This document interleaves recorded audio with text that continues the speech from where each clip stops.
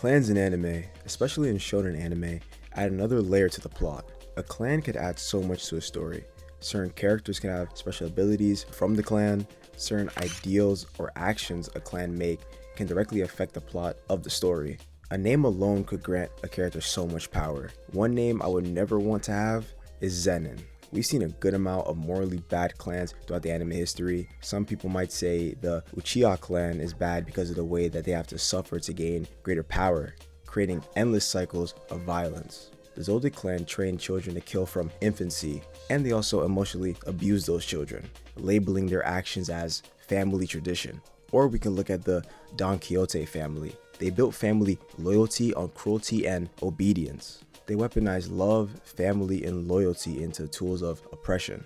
You get the point. In honor of the new Jujutsu Kaisen episode, let's talk about the Zenin clan and why they deserve everything Maki did to them. The three great sorcerer clans of the JJK world are the Zenin clan, the Gojo clan, and the Koma clan. There are three distinct clans that existed for over 1,000 years, having already existed by the Heian era. The Heian era was considered the golden age of sorcery. The clan members possess a keen talent for Jujutsu, and they pass down powerful, inherited techniques through generations. The big three families possess great influence and political power in the Jujutsu world. The big three are very proud to be distinguished. Their name means everything to them. Each clan has a rivalry with one another. There is especially bad blood between the Gojo clan and the Zenin clan. Their former heads are said to have killed each other in the past. Each of the big three keeps tabs on each other, including information on their inherited techniques. The prior head of the Zenin clan, Nabito Zenin, has stated he wouldn't mind if Gojo would lose his power, despite Gojo being the balance of the Jujutsu universe. That shows how scummy the Zenin clan is, and this is just the beginning. If you're a woman born in the Zenin family and you don't have a powerful curse technique, your life is basically over from day one. The clan didn't just ignore women, they actively punished them for not fitting their rigid idea of worth. Maki and Mai are perfect examples of the Zenin clan's terrible behavior. Maki is the older twin sister of Mai. Maki was born with a heavily restriction, meaning she had zero curse energy.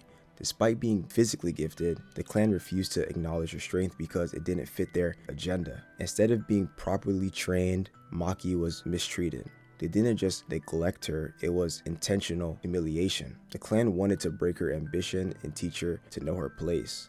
Even after Maki showed that she's capable of being a grade 2 sorcerer, she was denied any type of promotion from the Zenin clan. Her dream of being clan head was always laughed at, so she decided to leave the clan to prove that they were all wrong. Mai, on the other hand, seemed like she was treated better than Maki from the outside, but her story is just as tragic. A person that was forced into a role that they never wanted to be in. With Maki leaving the clan, Mai had to suffer the consequences of Maki's actions. The clan forced her to become a sorcerer, ignored her desires because Mai seemed like she just wanted to live a normal life, and they put Mai on a pedestal, trying to throw it back into Maki's face and prove that at least one of the twins wasn't a failure. Mai wasn't the one who was able to escape.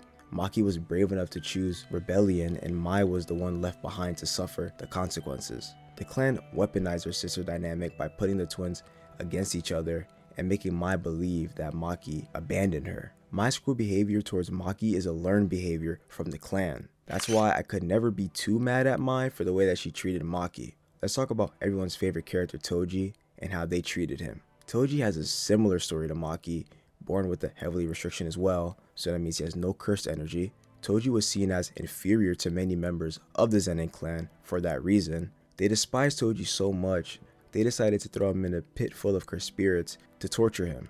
Despite this, Toji kept growing in power. As an adult, some members in the clan would grow to fear Toji because of his strength, while others grew to respect him.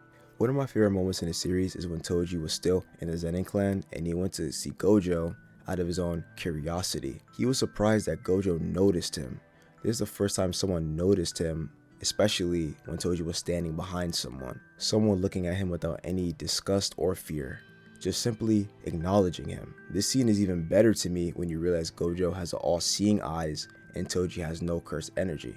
But eventually, Toji would leave the Zenin clan and he basically becomes a barbarian. Are you starting to see a pattern with the Zenin clan? I'll talk about that more later though. Survival was the only thing on Toji's mind at this point. He took on commissions so he could make money and save for special grade weapons. Toji eventually marries and gets rid of his Zenin last name. With Toji having new meaning in his life, he calms down after he was left unstable from his time in the Zenin Clan.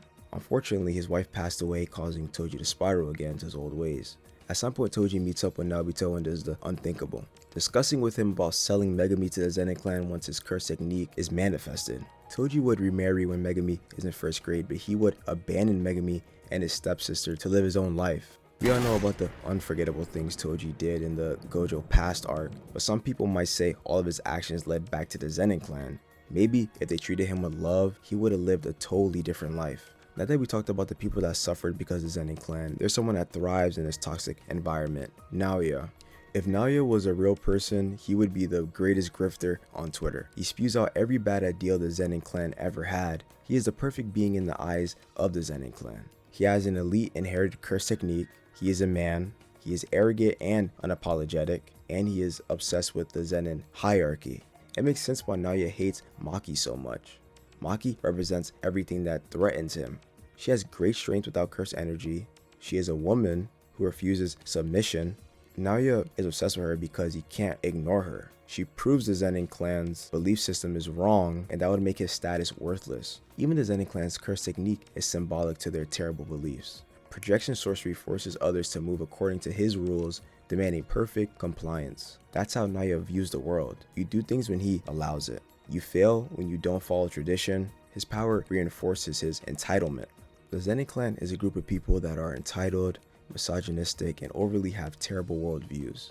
They claim they feared monsters, but that's all they created. Abusing Toji, projecting heavily restrictions, basically murdered Mai, and tried to kill Maki. The Zenin Clan massacre wasn't sudden, it was earned. They lost because they taught Maki how cruel the world can be, and gave her no reason to show mercy. In the end, the Zenin Clan was not destroyed by curses, diseases, or by something that was unjust. They were destroyed by their own ideals and the monster it created. This is why the Zenin Clan is easily one of the worst clans in anime history.